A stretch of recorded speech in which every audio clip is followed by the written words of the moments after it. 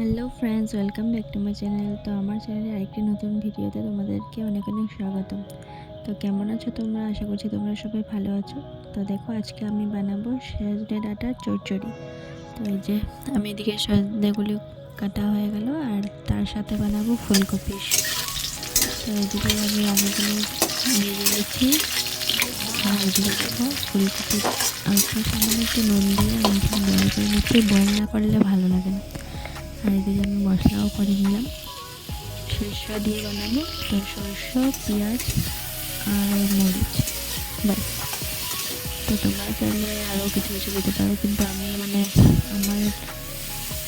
আমি যেভাবে বানাই কি, তো ওই রেসিপিটাই তোমাদের সাথে শেয়ার করবো। তো দেখে নাও। তারপর এদিকে ফুলকপিগুলো বয়েল হয়ে যাচ্ছে, তারপর আবার কড়াইয়ের মধ্যে তেল দিয়ে দিলাম। তারপরে এই যে মশলাগুলো দিয়ে দিলাম, তারপর সামান্য একটু নুন, হলদি, ব্যাস, আর কিছু দেব না। তো ভালো করে মশলাটা ভেজে নেব। ভাজার পর এর মশলাতে আবার আলু আর এই যে সজনেগুলো দিয়ে দেবে, যতক্ষণ মানে মশলাটা ভালোভাবে শুকিয়ে না যায়। তো তোমরা দেখতে থাকো। এই যে এগুলো তো আগে ভেজে নিয়েছিলাম, তো ওখানে যে দিয়ে দিলাম। দেওয়ার পর এখন ভালো করে নাড়াচাড়া করে নেব, যতক্ষণ মশলাটা দেখেছো না জল জল ভাব, তো যতক্ষণ শুকিয়ে না যায় ততক্ষণ আমি ভেজে নেব। এদিকে আমার ফুলকপিও বয়েল হয়ে গেছে, তো এটাকে আবার নামিয়ে ফেলবো। তো ফুলকপির জন্য মশলা করিয়ে রেখেছি, তো দেখেছো হয়ে গেছে। এর মধ্যে এবার জল দিয়ে দেব। এই যে এটা ফুলকপির জন্য করেছি। তো ফুলকপি আলু ফার্স্টে ভেজে নেব। তো এই যে আলুটা ভাজা হয়ে যাচ্ছে, তো ভাজা হয়ে গেলে তারপর ফুলকপিটাকে দেখো, এই যে যখন এইভাবে শুকিয়ে যাবে তারপর তোমরা জল দিও। এরকমভাবে শুকিয়ে যাওয়ার পর জল দিলে খেতে অনেক সুস্বাদু হয়। মশলাটা শুকিয়ে গেলে খাওয়ার টেস্টটাও খুব বেড়ে যায়।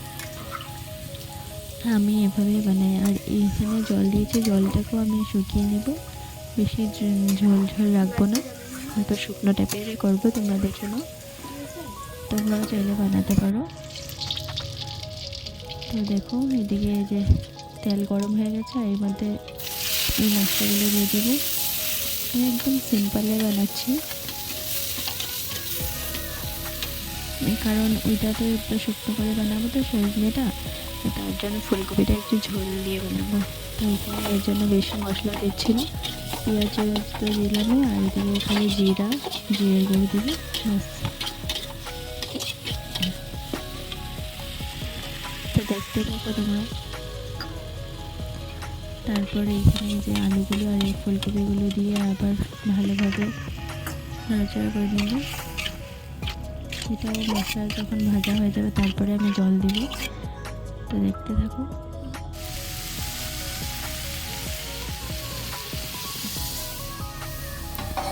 তো প্রায় আমার রান্না হয়ে গেছে। তো দেখো এদিকে ফুলকপিটা হয়ে গেছে, আর এদিকে সজনেটা হয়ে গেছিলো। তো আজকের জন্য আর অন্য কিছু না। তো দেখো ফাইনালি এই যে আমি নামিয়ে ফেললাম। তো আজকের জন্য টাটা।